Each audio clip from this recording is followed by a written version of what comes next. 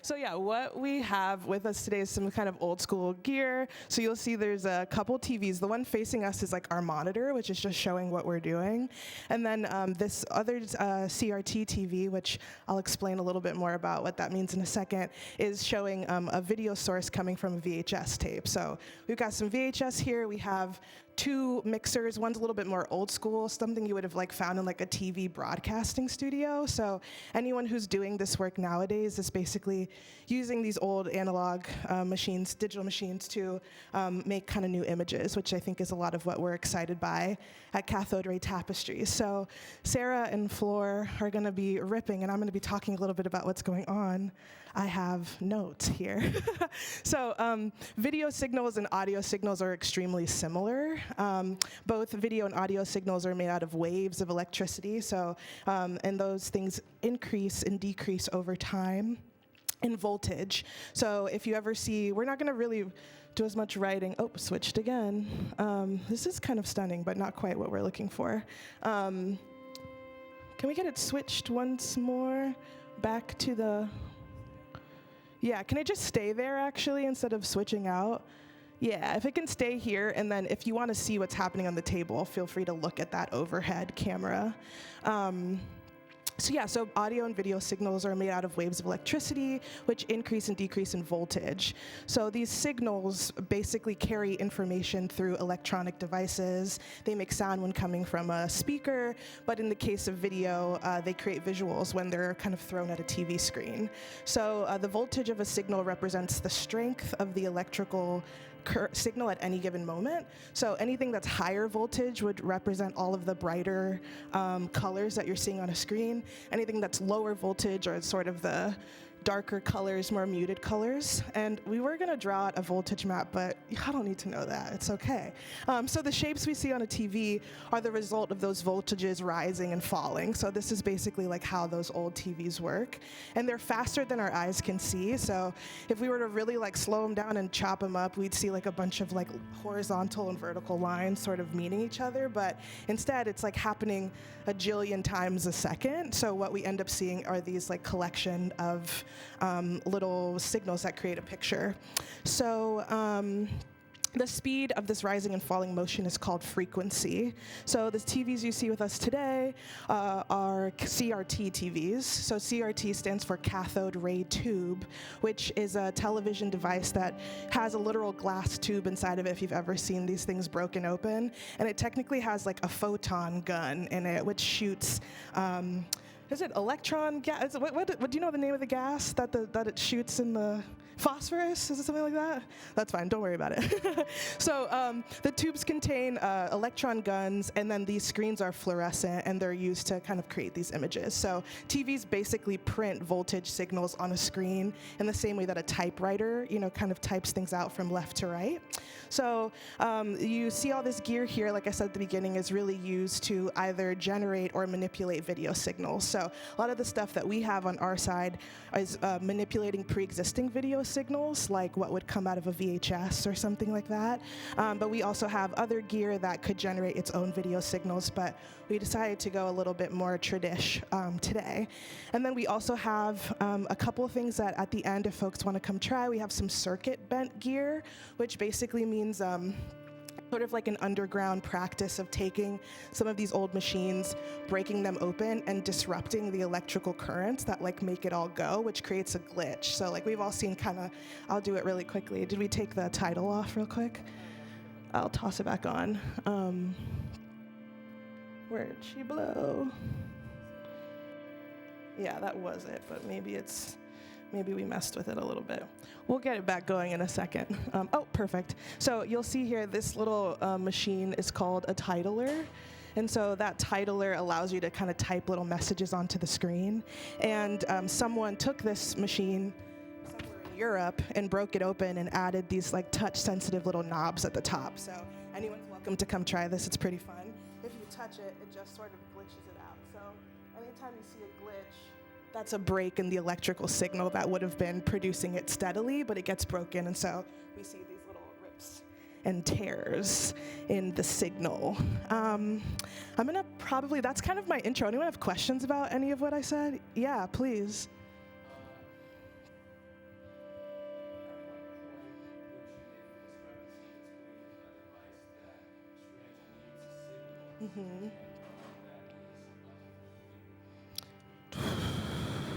That's a great question. That's a great question. At what point? I guess, I don't know. Does anyone else have any thoughts? Black patches folks or anyone else up here about this question? The question's about the discrepancy. Oh yeah, maybe someone does have a.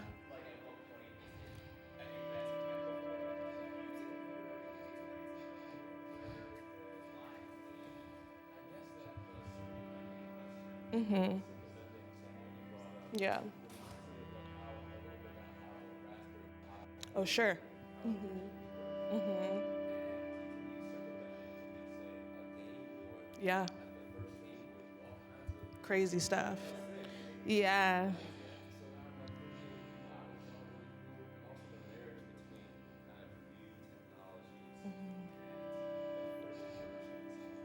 Yeah. Yeah.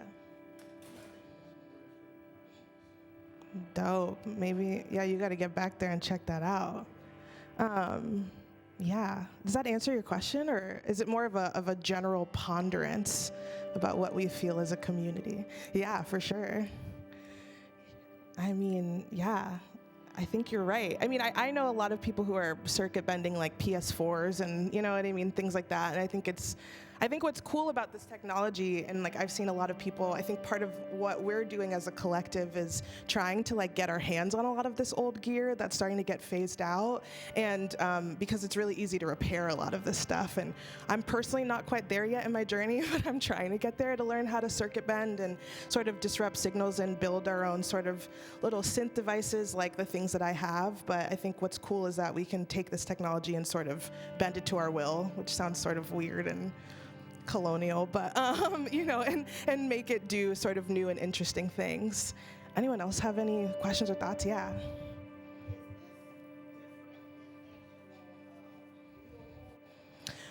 It's slightly different. I think a lot of the technologies will overlap on each other. I think the usages are a little different. It's like kind of like VJing. It's like another word that I think we've used to like describe what we do.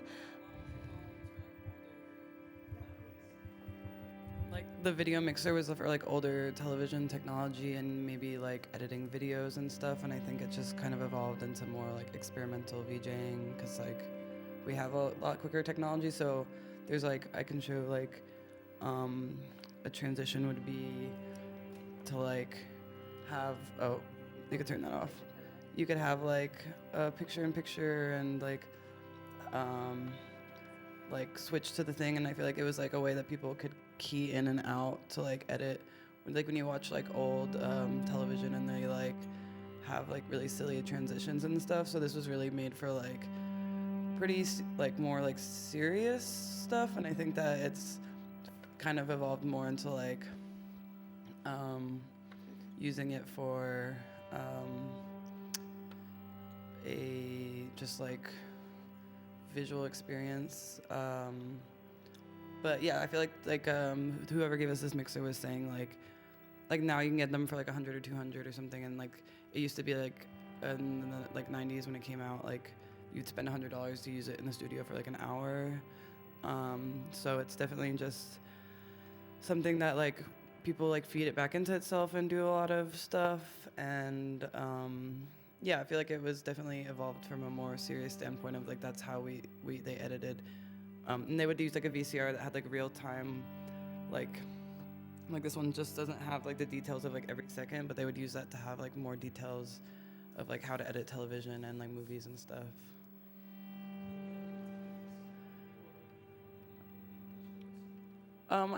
Now you could do digital. Like right now we have a VHS type feeding in here with the ice skating.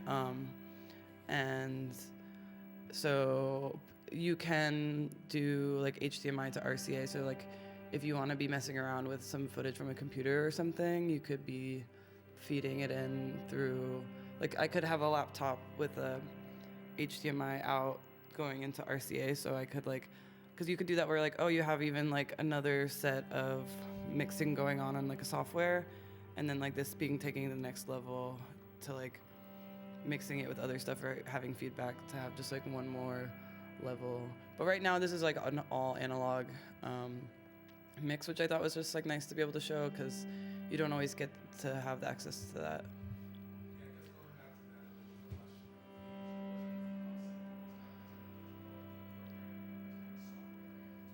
Yeah, there's no software here. This is all, so like the video mixer is just like what it is, what it says is just mixing video signals. And a lot of the like the glitchiness and the stuff is because like we're feeding it back into the camera. So the camera is like, so like this one's like I think this one's the camera. So it's like feeding back into itself.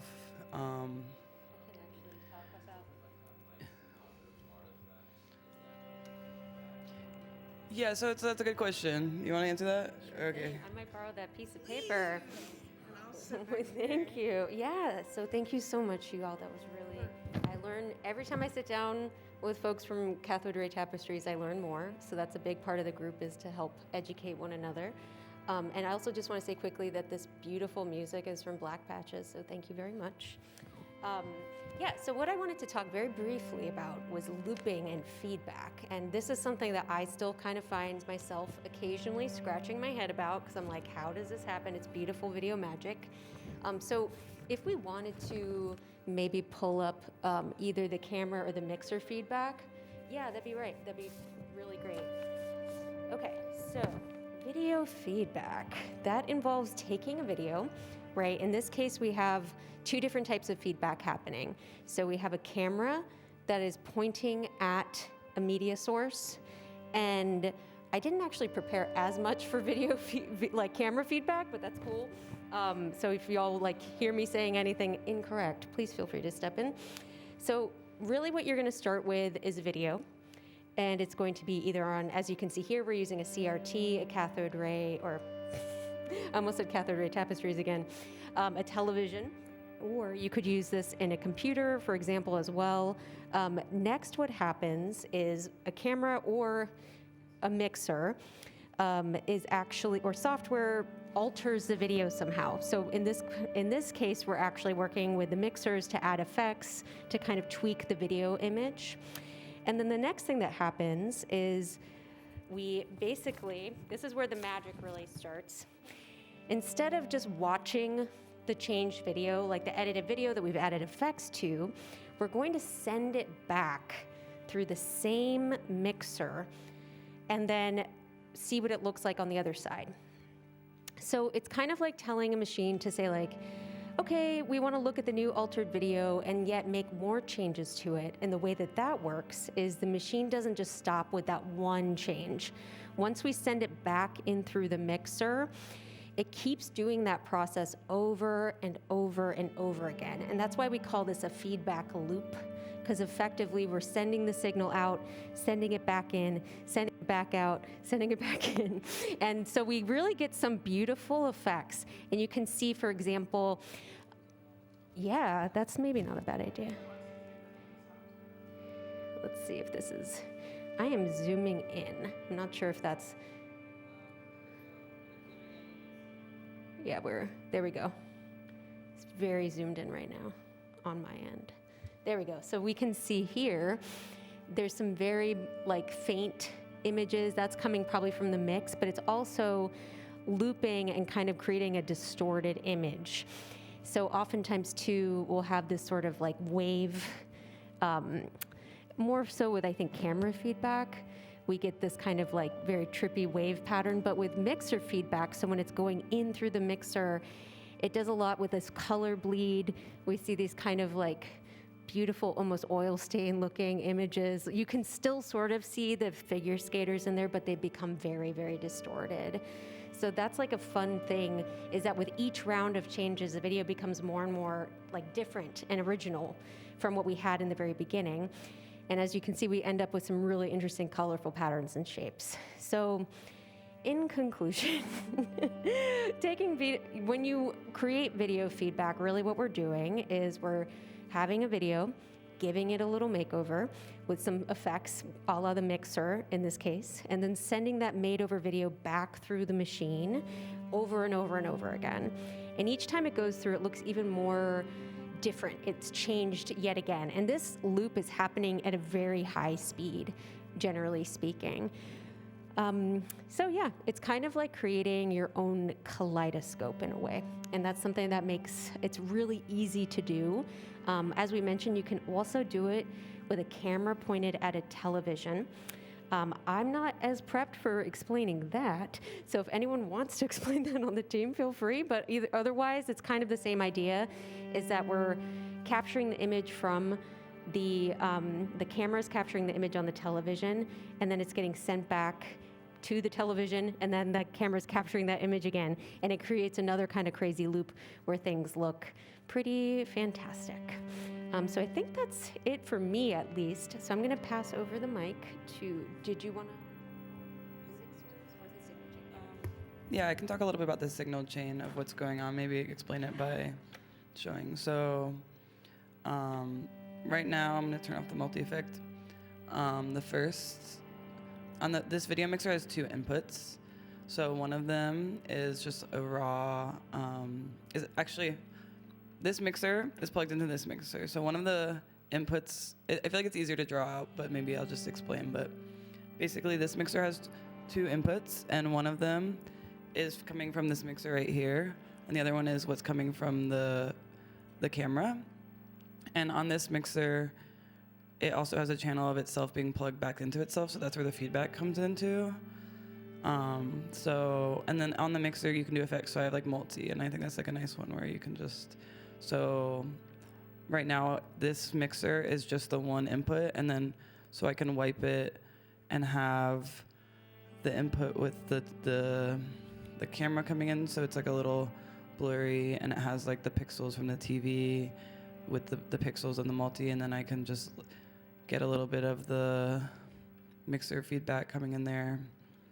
And there's just a lot of different ways you can plug them into each other. I think that's like kind of a way to experiment. But I feel like you can do a lot with one mixer. I think you could do like so much more with another mixer.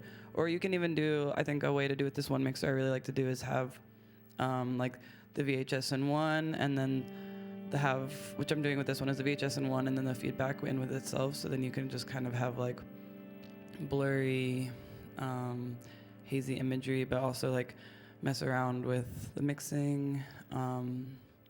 Yeah, I feel like the signal chain is like a huge part of how things work, because like slight different variations can make things slightly different, and like different color patterns or different effects. And I think it's always like nice to draw out the signal chains of the patterns and understand, and like have a little map drawn out for yourself as you're like experimenting, so you know how to plug things back in. And yeah, like this mixer has 4 inputs, so it's like we could have more things going into here, and I could be like cutting, like that's just blue, or I don't know. Does anyone have any questions? I feel like, yeah. Mm-hmm.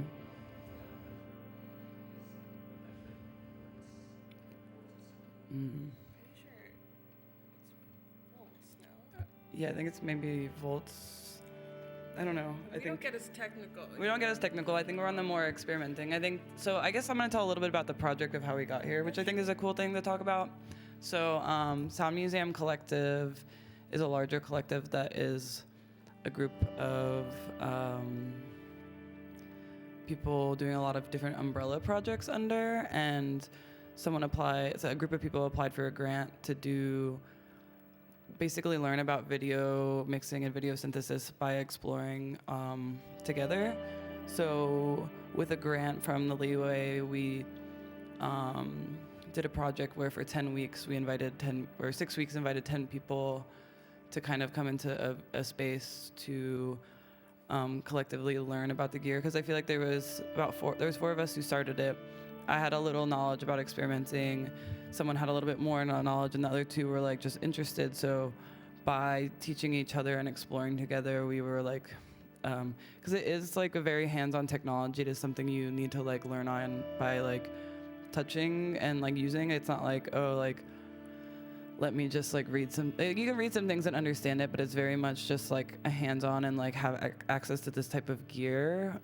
You could like watch enough videos, but I think like to really just get to know it. And it really is just about like randomness and exploration, and you can get exact results of what you're looking for, but I think a lot of what we were doing was trying to experiment with sound and light and video, and it resulted in us having a video installation event at the Rotunda, which was like a free event that we did, and had different installations set up. People like set up like a video dance floor.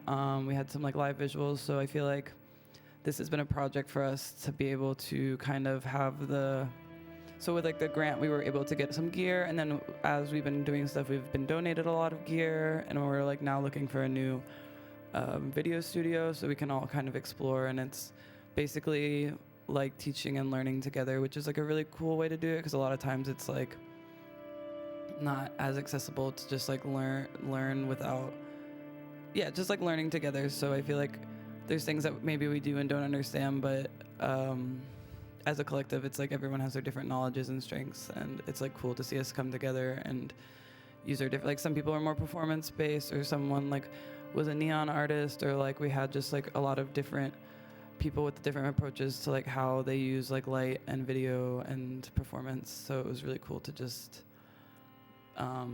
see what a group of like 10 to 14 people could do over 6 weeks. I don't know. Yeah, I was gonna say, I think that's it for our kind of like little how-to. Maybe we'll pass it over to Black Patches, and then at the end, we're both gonna be jamming at the same time. So thanks so much for listening. Appreciate it. You have one, or you good? Okay.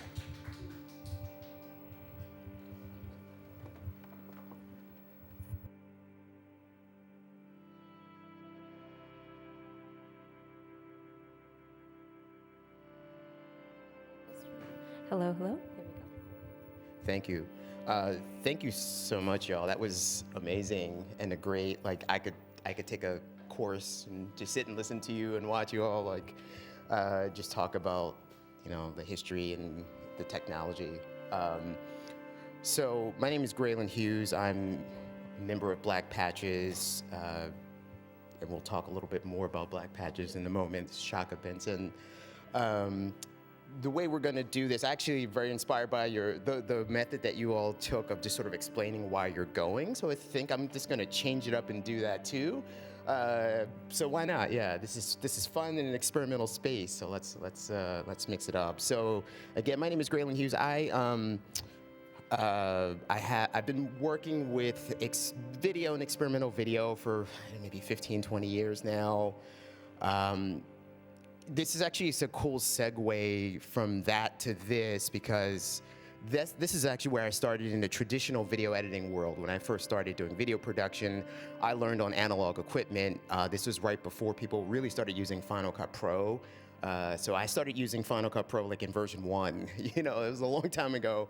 And so our video studio, I worked for a college, and we had a lot of analog equipment, and that's where I learned using CRT video monitors like this, analog mixers, and the process at the time was shooting on tape, bringing that tape into the studio, and then editing all of those pieces. And over time, as I started to try to sort of incorporate more artwork into my video work, there was more information and more, I guess, spaces to learn about how to take this analog equipment and kind of use it the wrong way, right? And it's essentially what a lot of this is. It's taking equipment that was really built for one purpose and kind of breaking it, you know, circuit bending it, or using it in ways that it wasn't supposed to, and revealing parts of video that maybe normally you wouldn't want to reveal. And I love that. I just love the idea of taking something and just completely, you know, reconstructing it to do what you want. So the setup that I'm using here is similar in that there is an analog component, and what I'm working with here is an analog video synthesizer.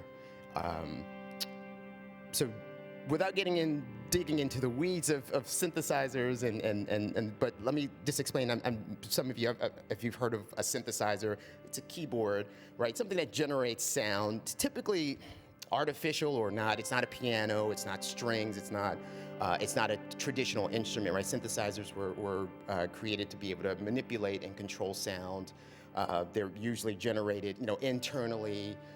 Nowadays it's digital, but analog synthesizers used voltage to create those sounds through something called oscillators, which were just generated a sound source. And then there was an array of filters and effects that you can start to apply to kind of manipulate and morph the sound into other things.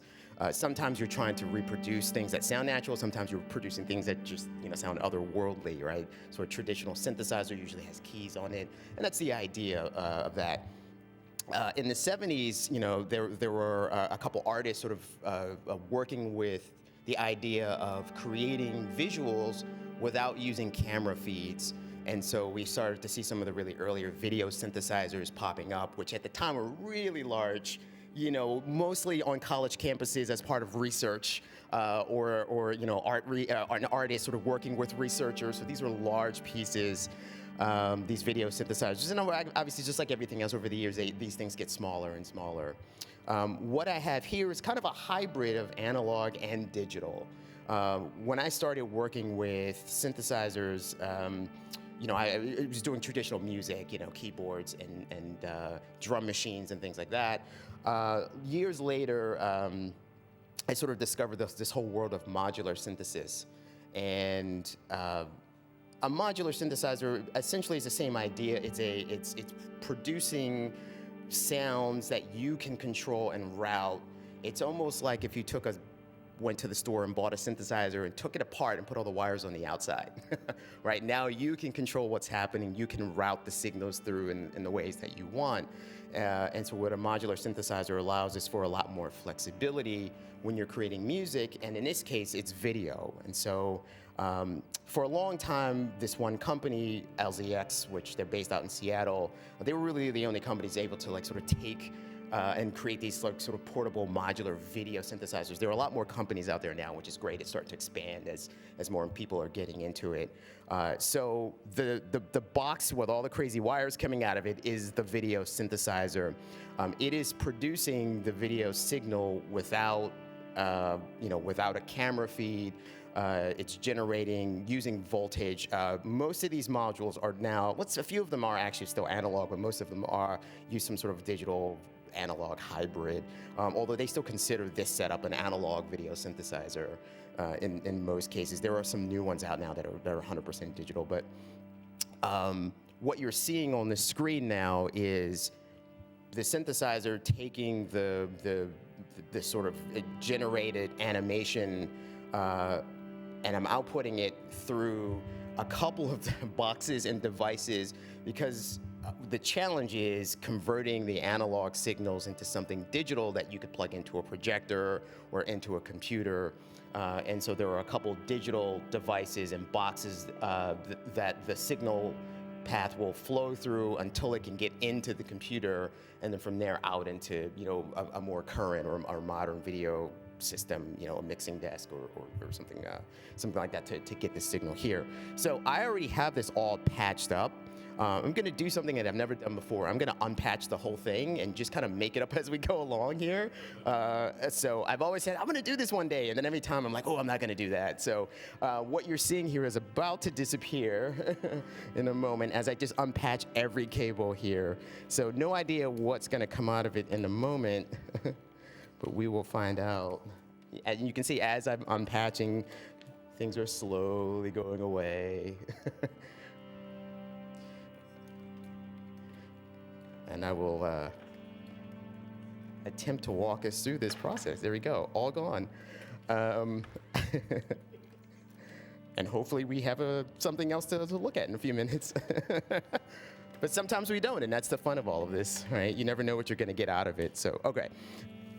Let's talk about what these cables were first. So in a modular synthesizer, and the idea of a modular synthesizer is that you can buy or use all of these separate modules. So each one of these does a different thing. And some of them are effects.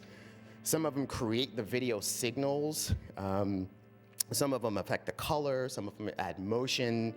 Essentially, each one of these little modules are kind of like a shrunken down version of what some of these larger analog pieces used to do, right? So there's a linear keyer here, there's an edge processor, and these are things that, you know, if you were doing green screen work a long time ago, you wanted to really define the edges. You know, when you watch the news and someone's in front of the green screen doing the weather report or something like that, you know, you want to define the edges from that blue or green background. And so they had big analog devices like edge processors and keyers to help do that. So these are sort of shrunken down versions of some of those things that, again, at one point had a normal use, but now they're used to kind of like affect or manipulate or distort the videos in some way. So that's the idea of a modular synthesizer. You can kind of build a system based on what you're trying to do. This one just happens to be all video. In order to patch all of the signal flow together, you need what's called a patch cable. And these are just little 1/8 inch cables that allow you to pass a signal from one module to the next module throughout. And so I'm going to start with this one module. They call it the visual cortex, but it's kind of like the brains of the whole system. And what it does is it generates video signals that, oh, I can take this signal now. Well, like if I do something really simple and just plug it into here, right? We just have some colors, and then I can sort of change or manipulate the shape of that. I can start to manipulate the colors a little bit if I want to, right? So that is one simple setup, and if I wanted to sort of now take this and maybe apply something else to it, I'm going to take that same signal and I'm going to take it out and I'm going to run it through, let's see what happens if I do this. And it's a lot of like, let's see what happens. That's the thing I love about this is let's see what happens if I plug this into this and see what the results are. So if I do something like this, nothing may happen, or let's see, it may glitch out on me, or in this case, oh, there we go. All right, so it's blinking at me. Okay, that's fun. Now, if I start to manipulate this, and what I plugged it into is an actual video oscillator. And in the audio world, an oscillator is used to generate sound. In the video world, the oscillator is really adding, it's manipulating that voltage, that video signal. Now we're starting to move it, bounce it around, do some weird stuff with it. Yeah. It should be, yeah, what are we seeing? Are we seeing this? Is it slightly off? Hang on, let me do something really quick here. Did that change at all on the screen? Yeah, I can't see that signal. Is it more orange? Okay, so that's actually a good point. So I've got a signal coming straight off the synthesizer right into these monitors here. And then another signal goes through my laptop, so that's being converted digitally and then goes into the system there. So yeah, absolutely, the colors are not going to match because there are other things happening by the time it gets to this screen, some of which could just be the processing through all of my equipment. Some of it could be, you know, when it hits the equipment in the control room there and it starts to get manipulated. The accuracy of color is very difficult. There's a situation where like it has to be a certain color. It is very difficult. Anytime you're working with analog signals, there's always going to be some drift, whether you're working with sound or video. It's never going to be exact. And if I connected this to two different other monitors, it would also look different there. The colors were, you know, so some of the screens themselves are also sort of coloring the image that we see. Okay, so cool. I love a little static. This is my favorite, just a little static here, right? And then we can manipulate the color here. So what I'm gonna feed in here potentially, let's see if this is gonna work now. I am gonna feed in a digital device, and there were some mentions of Raspberry Pis and other devices. So this is where I like to work, kind of mix and matching the digital and the analog together. I've got a little device here that's essentially, it's called a Hypno. That's the brand, the company that makes it. But essentially, it's just a Raspberry Pi, and it's an animation generator. This generates lots of cool, fun shapes and animation. And what I like to do then, though, normally this device is meant to go right into a digital system, so it's nice and clean and looks good. Here, I actually like to run it into my analog synthesizer because then it kind of like dirties it up a little bit. It kind of adds a little texture to it. So that device is currently, oh, there we go. Uh-oh, we're blinking. What's happening? Yeah, don't touch anything. All right, we're back. Okay. I'm going to see what happens if I take that signal and maybe run it through another module. In this case, this is a linear keyer. That kind of messes with the edge of the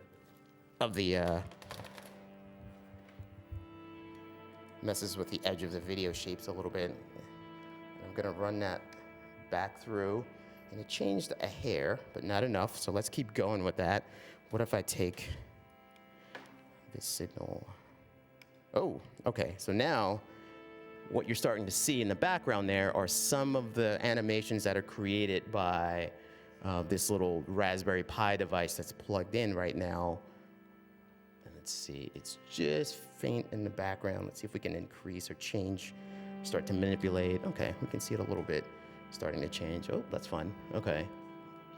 And so again, instead of taking this digital signal and then going right into the computer, you know, by running it through the synthesizer, it starts to add a little bit more texture through it. It's a really simple patch. Now, the unique thing about modular synthesizers, you're not just taking a signal flow and moving it from module to module, but you can actually manipulate one module from another module using the same patching ideas. So if there's a lot of knobs and controls over a lot of these things, but I could start to move a knob by hand and do some things, but what if I wanted some of these things to start to happen automatically? What if I want some of these shapes, for example, to start to move automatically around? I can turn a knob manually, or I can use potentially another module to make that happen for me, because there are some modules that all they do essentially is send signals out to start to move or manipulate things. And so let's see if I start that. There it is. It's starting to move a little bit now. So now instead of me turning that knob by hand, I can patch another module into it. All it does is sends a signal, a voltage signal out that says, you know, go from this voltage to this voltage, and keep doing it back and forth, and it starts to manipulate the knob in a way, you know, with a little tweak and a little movement. You can start to get it to move around on its own. All right, so now we have some motion and movement. We can start to mess with the colors a little bit to kind of get it out of the... Cool. All right, it's doing something. It's never going to look like the thing that was on when I first came in, when we all first came in, which is, again, the beauty of working this way. You can never create the same thing more than once. So again, a lot of the animations are starting from the video synthesizer. They're being converted digitally. And the only reason I'm using the laptop is just to get that signal into their system. There are ways where I could just, you know, completely ignore the laptop and have it go straight in. For today's setup, I just thought it was a little easier to get, to use the laptop for that. So, all right, so just a little experimenting. What happens if I plug this into this module? It's called the staircase, and essentially takes the video signal that normally is, you know, if it's moving in a linear fashion, the staircase sort of chops it up a little bit, right? And it starts to do some other things with that signal. Let's see. In this case, it's starting to mess with the colors a little bit. So, and as I switch, you can see the colors are just subtly being affected, like a little bit more washed out here. Cool. Okay. We're just going to keep going with this. I'm just going to keep plugging things away. So I have the signal from this little Raspberry Pi generating things. And now what happens if I start to take... Oh, that's fun. We went red. Oh. All right. Oh, there we go. That's fun. Yeah, sometimes I'm like, oh, I need to hit record. You know, like, I want to record this. What's happening? Yeah. Oh, cool. Okay. So now, cool. Oh, okay. All right, I'm gonna keep patching again. So now, so this one module called the Visual Cortex, like this whole system would not work without this module because it's generating the video signals for the entire piece. And so I can send out some additional video signals. Let's see, where do we wanna go? Well, what happens if I just take this one and go right in? Oh, There you go. That's cool too. What happens if I just, the shapes of these, they get lost in the background a little bit. And feel free to chime in with any questions or comments. And this is often, very much my process in my studio at home. I'm just playing, and I often do hit record. What you got? Oh, yeah, go ahead, yeah. You change it up, yeah. Yeah.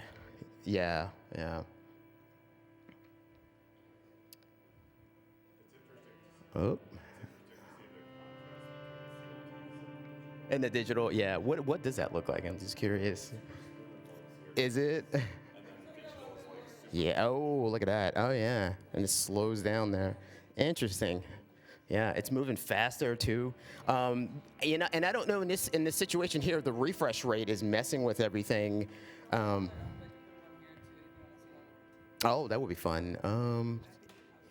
Do you wanna? Let's see. Maybe. Do I have a second output here? I can unplug one of those monitors. I don't have a splitter, but let's do that. What does that look like? Yeah. Different colors? Yeah. So, what's interesting with this whole world, and all of this technology is just how the technology itself affects the thing, right? The way that this reproduces color is going to be different than this, different than that little monitor, and you start to get different things. Wow. Really cool. Really cool. Okay. Let's see if what happens if we start to flip this? All right, where else do we want to go? Oh, did I lose my signal here? Oh, I did, okay.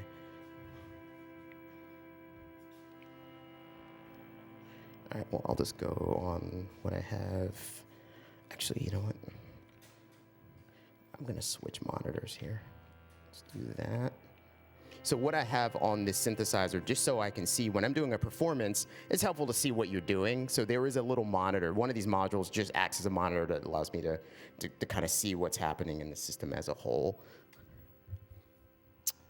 Okay, so what happens if I just keep patching? I'm gonna take another video signal out and just run it through another module called a shape changer, which does exactly that. Sometimes it does it with the color. Sometimes it starts to do it. Actually, you know what? Let's do it this way instead. I'm gonna move it over to something called a navigator and see if that.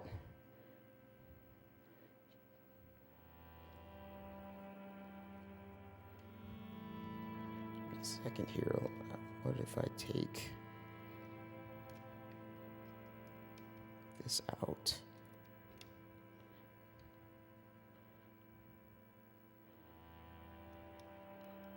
Not a lot happening in that one. Again, some of the colors get manipulated a little bit, but not a lot happening on the actual video. Oh.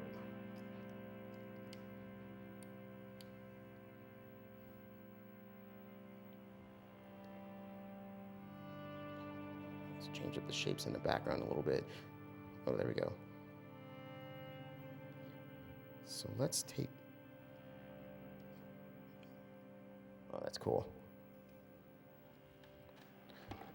Let's take this out.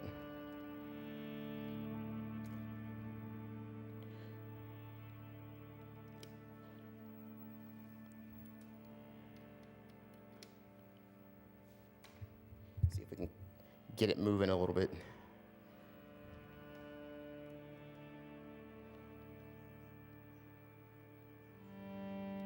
Oh, there we go. That's kind of fun. Okay. All right, so now again, I can move this and start to spin it by hand. But let's see if we can get it moving on its own somehow. And so again, I just patched in another module. Again, all it does is just sends constant video voltages out, up and down, and you can kind of set how wide those voltages are and patch it into where one of the knobs would normally want to, take a control, and that's going to just allow it to start the movement and motion on its own. This is cool. I mean, again, completely different than what I had earlier, but we can start to manipulate the colors. There are a couple built-in effects on this one module. This is the interesting thing about this, right? Like if we did this digitally, there are a lot of effects that you can start to apply, and I can add more and more effects. But working in this way, you're not necessarily adding effects, right? You're using the voltages to manipulate other modules and animate itself in a way, so you're not applying filters necessarily. And there's nothing wrong with working that way digitally, but I like this because, again, you don't know what you're going to get, and the combination of different things will start to create different looks. I don't know what that looks like on a TV monitor.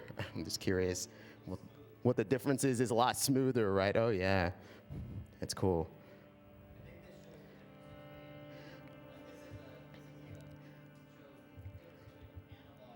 Right. Right.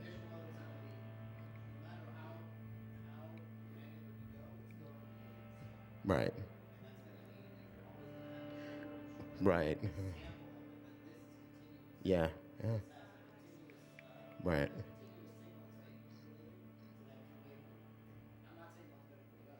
Right.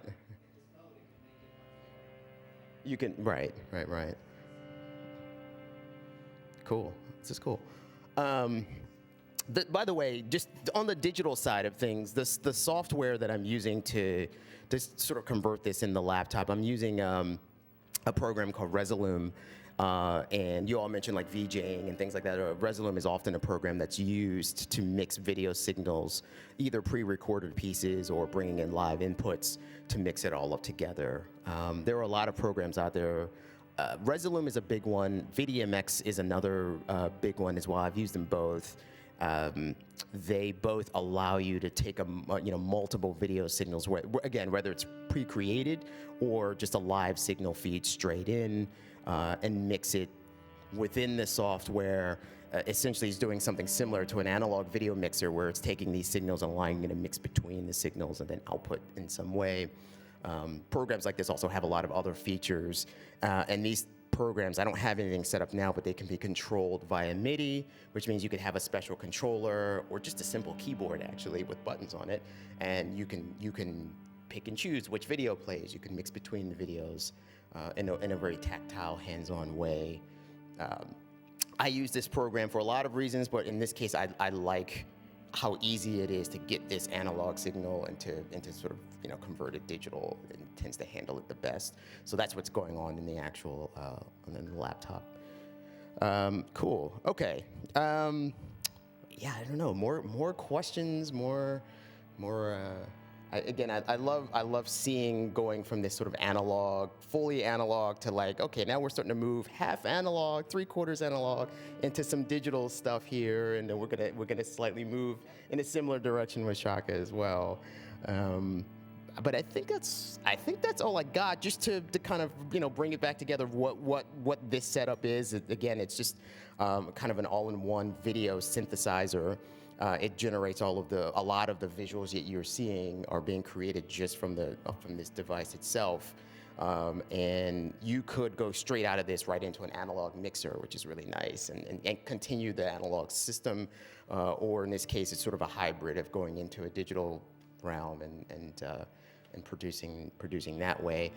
This is a little bit of the boring behind the scenes stuff, but I mentioned a bunch of converters here. So again, the trick to convert this analog signal down, first everything has to actually go through a box that takes this analog. It's an analog to SDI converter, but it takes the analog signal, converts it digitally, and then that goes into a scaler so that it can be scaled. I can keep it in a 16:9 or in a traditional analog square format if I wanted to with a scaler. So in this case, it's scaling it up to 16:9 in this, so it fills this whole screen. And then from here, there's just an HDMI output that can go into wherever I want it to go to. And so in this case, it's just going into the computer. to catch that signal. So that's this sort of mess of converters here. With all of this, it's like the thing, and then there's all the ways to convert the thing to get it to play back properly. But I love the use of VCRs here too, because we have analog inputs on this. You can connect, analog devices like cameras, VCRs, directly through the synthesizer itself as well. But yeah. I think that's all I got. I'm gonna pass it over to Shaka. He's gonna talk a little bit more about blkpatches also. Cool. Good job, man. That's good. All right. Yeah. Thanks, Grayling. Yeah. Looking at this table here, it's almost like a walkthrough time, right? Like, because you have some of the older equipment all the way up to this newer equipment. But before I get into that, I just want to introduce myself. My name is Shaka Benson. A modular synthesizer performer. I guess I've been doing that close to 8 to 10 years. So everything you see right here with video, I do with sound. So that, and the setup I have mostly is geared towards like ambient music, but I also produce like hip hop and almost any kind of genre of music you can think of. So I'm actually playing tonight later on a show called Passages up at St. Michael's Church up in Northern Liberties. So, and that's kind of how I got into this world. I went to the Rotunda to see a concert. It was an ambient performer called Data Drift, and there was a video synthesizer a performer playing there. It was him. It's this guy. I was blown away by some of the stuff he was doing, and I had no clue how any of this stuff worked, how it was put together. But I was always kind of into liquid crystal displays and some of the laser light shows. I always loved that stuff. So during the pandemic, I got my hands on a video mixer, which is a little bit in the same family as what you saw with the earlier setups. It has like a little screen on it. It can take 4 video inputs, and that's kind of how I use it. Being a modular performer, I tend to have a lot of junk that I bring to a show. So like my idea is always, how can I make this smaller? How can I get as much performance functionality out of the smallest setup that I possibly can? So that's kind of what I'm geared towards here. So, just the mixer, and then I have 2 sources in this particular setup. The last show I played doing video, I actually had 2 laptops, and it's probably a little too much. So, yeah, we talked about the laptop. What you see here is 2 sources going into a mixer, and then a whole lot of processing.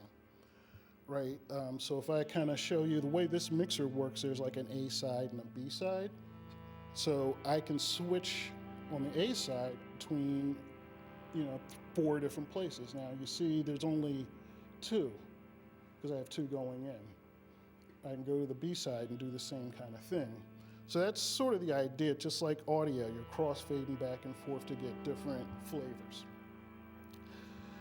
So what I'm really doing is kind of overlaying 2 different visualizations. You see this one with the tubes, and then what I'll do is I'll take off some of the processing. So just like you saw before, like by itself it's fine, but like I like to kind of mess up that sort of like really pristine digital. Like this one actually has a bit of graininess built into it, but you can do things like colorize, change the color on the fly, and also add some feedback. Now this is doing the feedback in the device, as opposed to like a physical technique that these guys were using. But feedback is like the whole thing, and it's funny how, coming from the world of audio, feedback is used a lot, and then the same kind of concepts in video, like trying to keep these things under control and just riding that wave of danger is where the good stuff is, right? Right before you mess up is usually where you get the best results. So, I've crashed many a time, so it's, I got the scars to prove it. So, yeah, so basically I keep a bunch of visualizations running on the laptop. So what I can do is, on the other device, switch to something else while it's kind of going. And then you won't see it happen immediately. But then I can also do the same thing and just kind of keep that moving through a whole performance, right? So like if I come back over here, yeah, you could see that the one visualization did change, right? And let's make it a little bit more clear so you can see. I'm also using chroma key as well as luminance. And those are kind of techie things. Basically, it's like taking an image and reversing the colors. Or adding a lot more brightness to the color where it changes its color value. So those kind of things I'm kind of doing, just manipulating and physically performing the patch. Where, Graylin was talking about a lot of the automation that he was doing, plugging and unplugging and keeping things moving. For me, I have to kind of keep my hands on it. One thing I'm thinking about introducing is actually a little bit more control so that I can kind of automate those things, switching patches, switching images and video that I'm going to be using. So yeah, let's switch back over here. Let's see. Yeah, so I have another, just to kind of show you, like I switched the visualization out while I had it on the other side so you didn't see the ugliness, right? Like I want to kind of keep that, that illusion going that there's a performance. I don't want to show you windows and controls and things that I'm clicking on. So that's the idea of wanting to use the mixer to do that. And so again, I can still come back in and then superimpose stuff. I can, basically just keep that idea going until it's time to go home. I'm going to talk a little bit about blkpatches, what we kind of are. So during the pandemic, being a modular synthesizer performer, there were no opportunities to play out live. And a lot of people were getting into Twitch streams and doing live streaming. So I'm like, well, there's nothing that's going to stop me from trying to put together a collective, people all over the world, right? Like people that I follow on Instagram that have some kind of connection online. So I put together this list, 11 people, and we did a concert it's a benefit concert for an organization in Chicago called AfroRack that does music technology education for kids in the hood, right? So we did that. There's another organization called Willie Mae Rock Camp. We've done stuff for them as well. So we try to kind of be community minded and try to do outreach, always looking to collaborate. So yeah, that happened during the pandemic, and Graylin and I have done projects. After that, he's had Supine Horizons. I bring him in on stuff that I do. So it's just kind of loose right now, and it may be getting more organized and kind of reforming. But that's kind of in the early phase. We're still kind of trying to plan that out. But I don't want to kind of cover what synthesis is, and I feel like that's been covered pretty well. But does anybody have any questions about my setup or anything that I'm doing? 'Cause that's basically it. Yeah.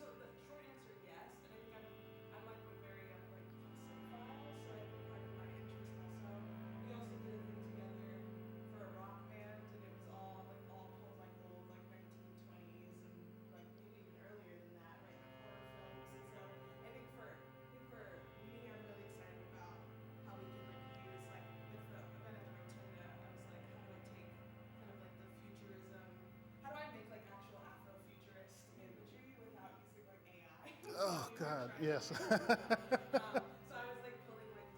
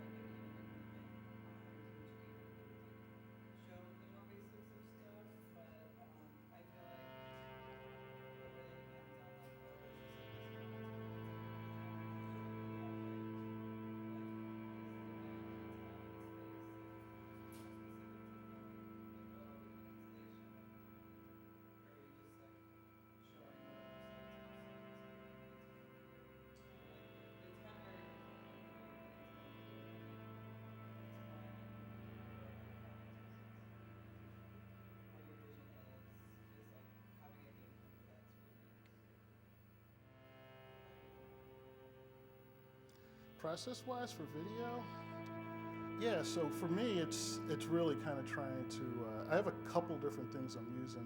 Mostly like these short little video clips you see. They're just like loops, little tiny loops. Oh, and I forgot to mention Touch Designer. That was something else. I'm going to show you the ugly now. Yeah, peel back the curtain, so to speak.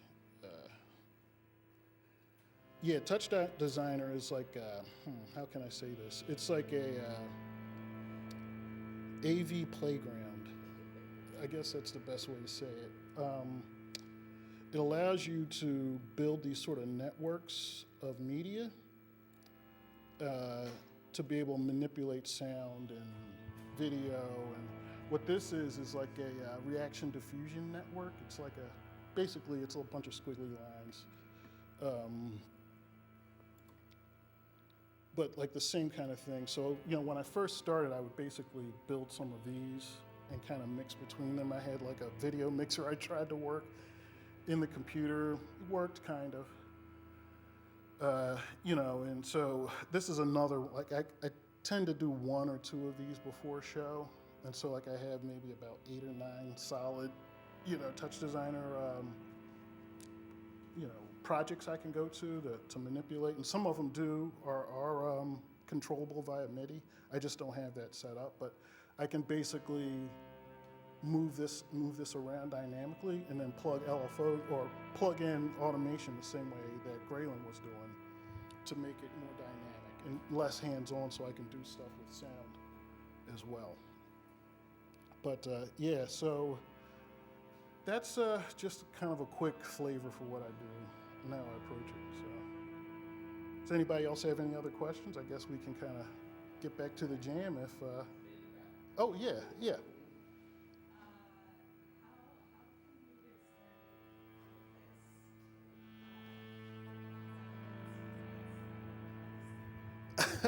See, you're like me. This is exactly what happened.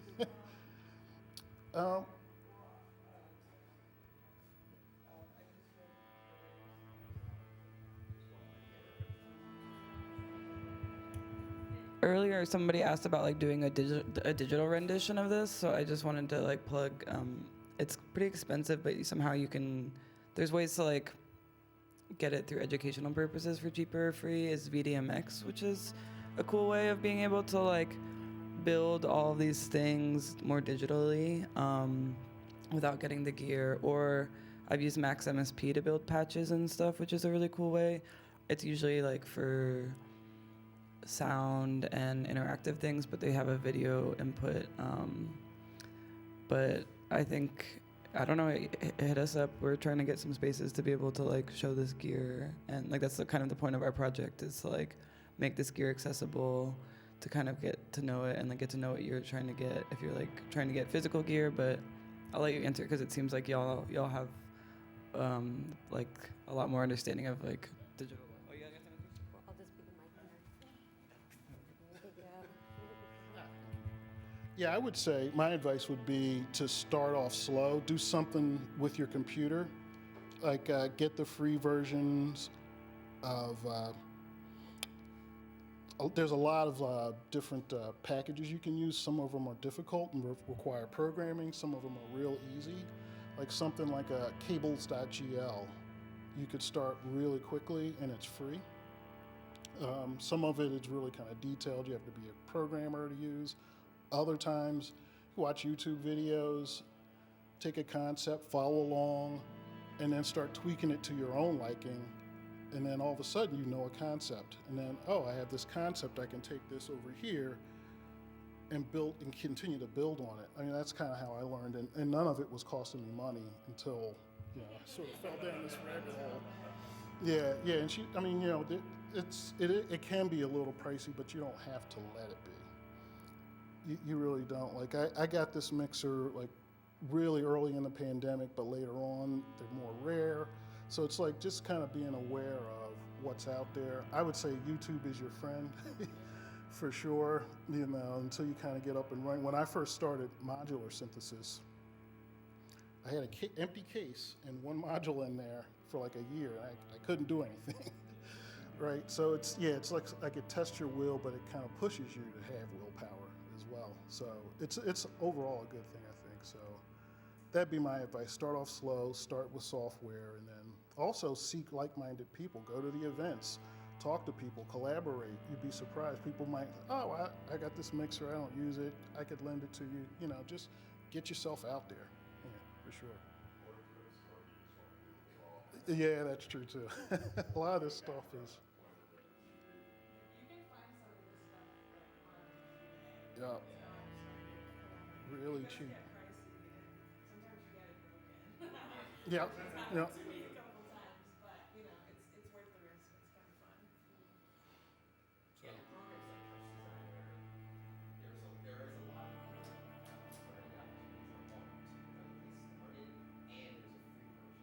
Right. Right.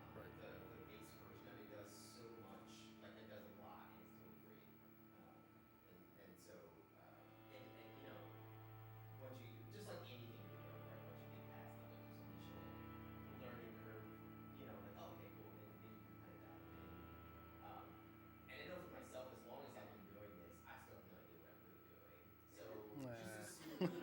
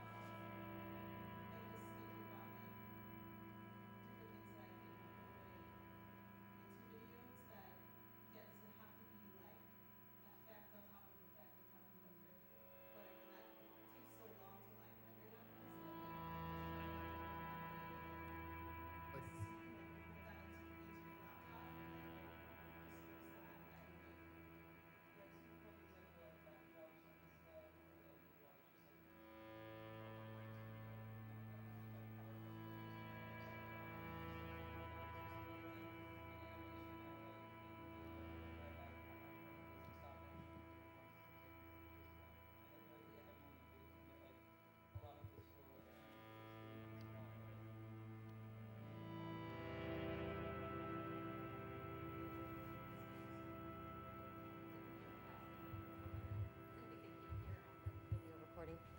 Okay. Here you go. Sorry about that. Hi, thank you for being here. I don't know if this question actually is appropriate, but are you able to take a piece of a song and interpret it visually through any of the modular synthesizers here, or is that not part of it? Great. Could you possibly show us how you would go about even like a tenth of a song or a fraction? Like, mm-hmm. Mm-hmm. It's a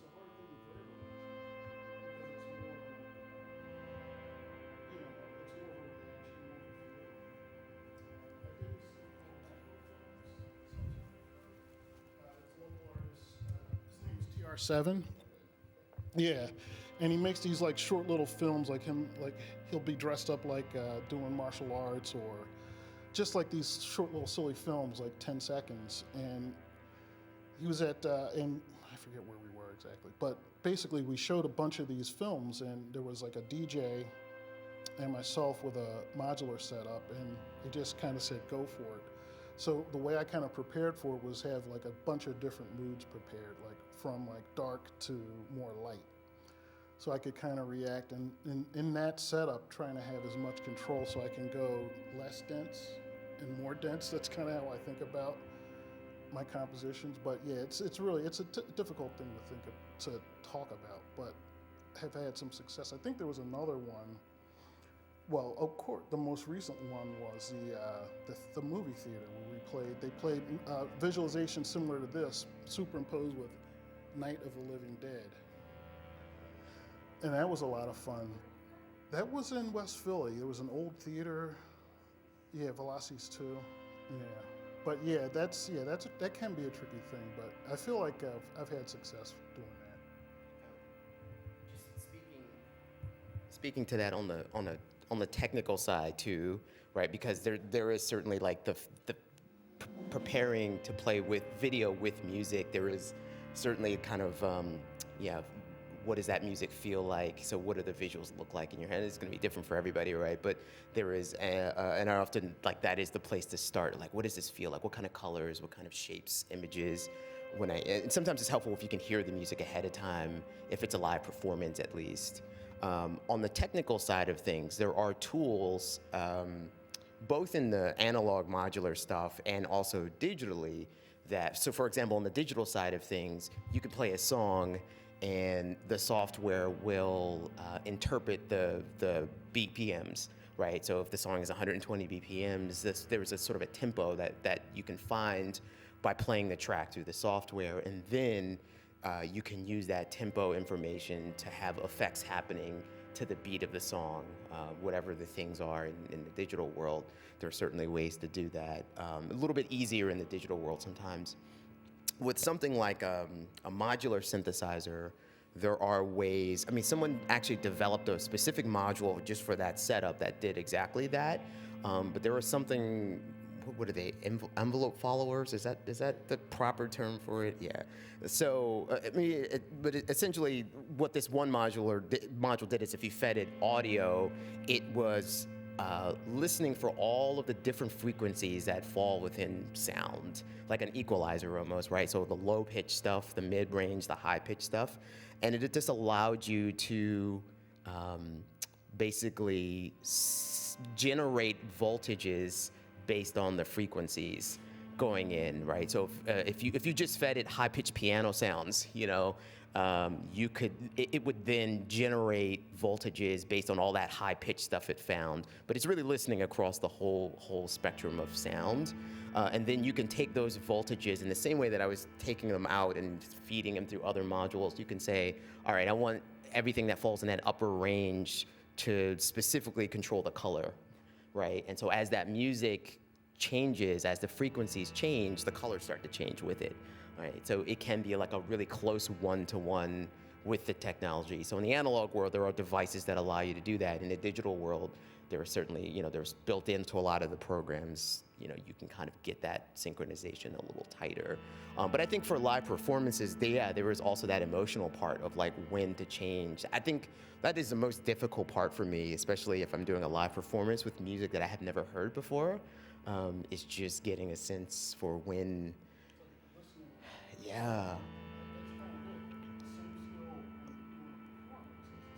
It's like playing with another musician that you've never played with before in a way, right? It's like if you play an instrument and like, cool, grab your guitar and I'm gonna grab these drums and we're gonna play together.